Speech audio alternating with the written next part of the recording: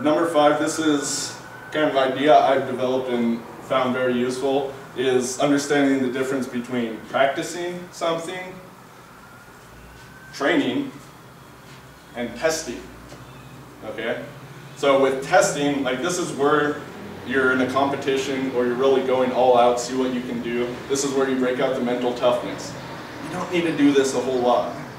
So training is more like you're challenging your body physically. You're doing some stuff to elicit a physical result coming from that, right? So you may do a good amount of this, but you can also practice strength, right? And this still is, there's blurred lines between these.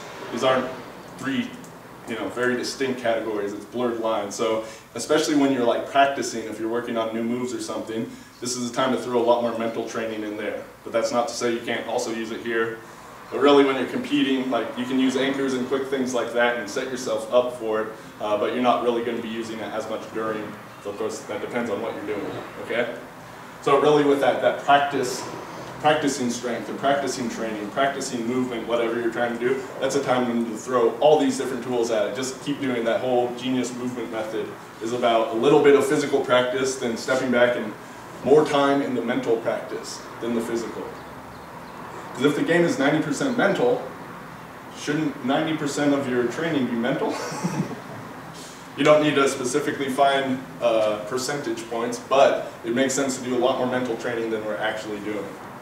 And I do this stuff to remind myself as well. It's easy to just go through the motions of the physical training.